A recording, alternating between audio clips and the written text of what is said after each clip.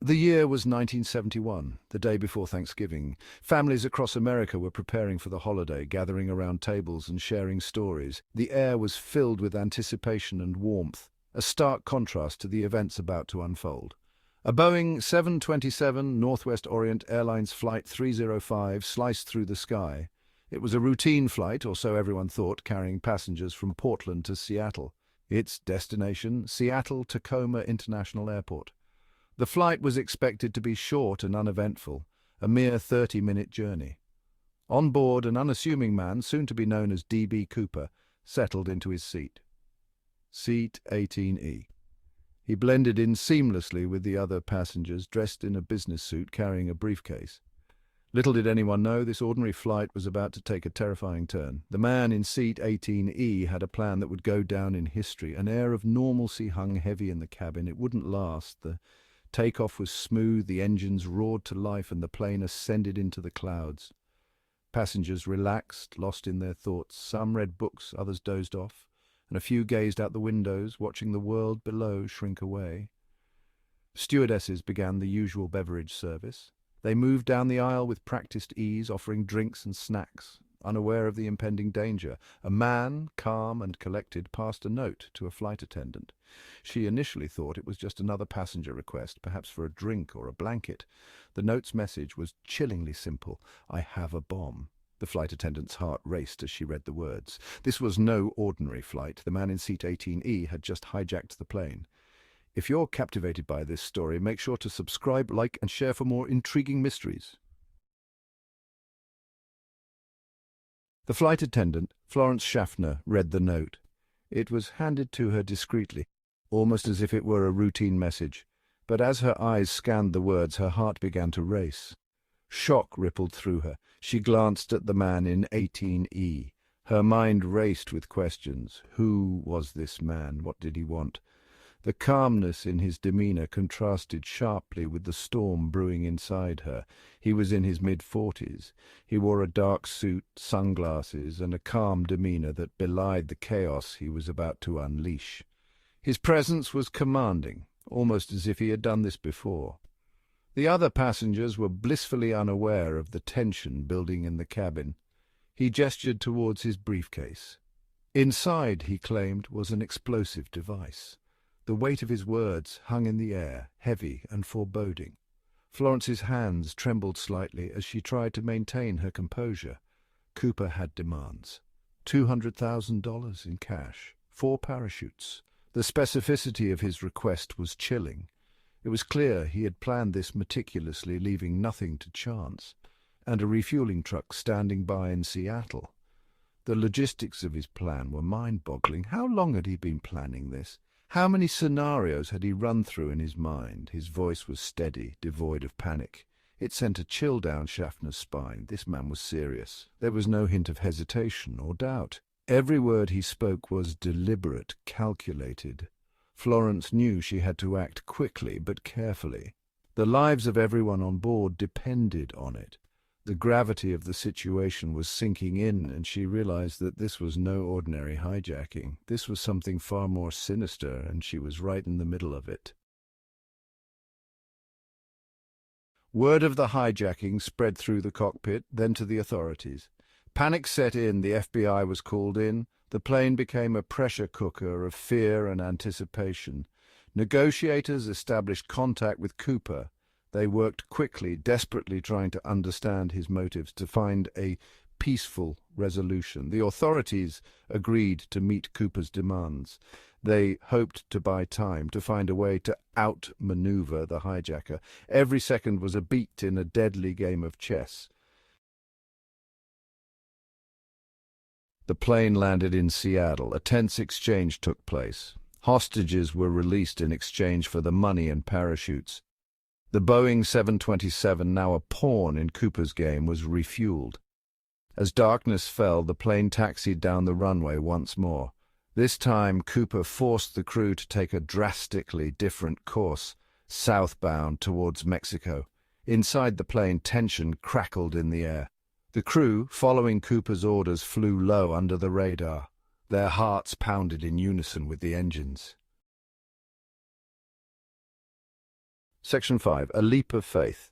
Somewhere between Seattle and Reno, Nevada, it happened. Cooper, armed with the money and 2 of the parachutes, instructed the crew to stay in the cockpit. He then calmly opened the aft stairs of the Boeing 727. He stepped into the night. The wind howled, rain lashed against the plane, and then silence. D.B. Cooper was gone. Section 6. The Vanishing Act. The crew, shaken to their core, landed the plane safely. They were still in shock from the events that had just transpired. The tension in the air was palpable as they disembarked, each step heavy with the weight of the mystery that had just unfolded. But D.B. Cooper had vanished. In the blink of an eye, he was gone, leaving behind an empty seat and an open door. The parachute ripcord was the only clue that he had made his daring escape. It was as if he had dissolved into the night. The dark, starless sky seemed to swallow him whole, and the empty, dimly lit forest offered no answers. The night was his ally, concealing his every move. The FBI, now in full pursuit, launched one of the most extensive manhunts in American history. Agents worked tirelessly, their determination unwavering.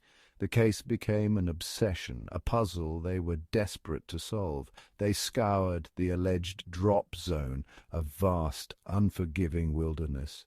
The dense forest, with its relentless rain and treacherous terrain, made the search even more challenging. Every inch of the area was combed through, but Cooper remained elusive. They interviewed witnesses, chased down leads, and analyzed every shred of evidence, but Cooper had disappeared. The investigation was thorough, with every possible angle explored. Yet each lead seemed to end in a dead end, and every piece of evidence only deepened the mystery. Like a ghost, he left behind nothing but questions. The money never recovered. The empty briefcase found in the forest was a haunting reminder of his presence, but it offered no clues. The close-up of the 1970s currency was a stark contrast to the emptiness he left behind. The legend of D.B. Cooper grew, shrouded in mystery and unanswered questions.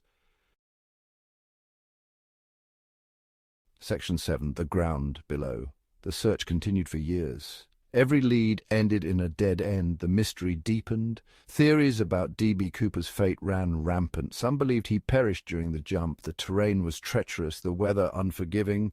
Others speculated that he survived, that he was living under an assumed identity, the stolen money funding his new life. Section 8. Chasing shadows. The FBI chased shadows. Every few years a new lead would emerge, a possible parachute, a fragment of the ransom money. Each time hope flared. Each time it was extinguished. The case went cold. Then in 1980, a young boy on a family vacation made a startling discovery on the banks of the Columbia River. 3 bundles of the ransom money, decomposed but identifiable. It was the first concrete lead in 9 years. The mystery of D.B. Cooper was reignited. Section 9. Whispers in the wind. Over the decades, the mystery of D.B. Cooper has become ingrained in American folklore. He's a phantom, a whisper in the wind. Amateur sleuths and armchair detectives remain obsessed with the case. They pore over evidence, dissect timelines, and spin elaborate theories. Was he a skilled skydiver, a master manipulator, or simply a desperate man driven to a daring act? The truth remains elusive. Section 10. The legend endures. The D.B. Cooper case remains the only unsolved hijacking in American history. It stands as a testament to the enduring power of mystery. Cooper's story has been the subject of countless books, documentaries, and even a Hollywood movie. His name is synonymous with daring heists and unsolved crimes. He is a cultural enigma, a symbol of audacious freedom and the alluring possibility of disappearing without a trace. Section 11. The mystery remains. Did D.B. Cooper survive that fateful night? Where did he go? What happened to him? These questions continue to fascinate and intrigue. The answers, lost to time and circumstance, remain just out of reach. The mystery of D.B. Cooper endures, a captivating puzzle that refuses to be solved. What do you think happened to D.B. Cooper? Subscribe, like, share, and comment below with your theories.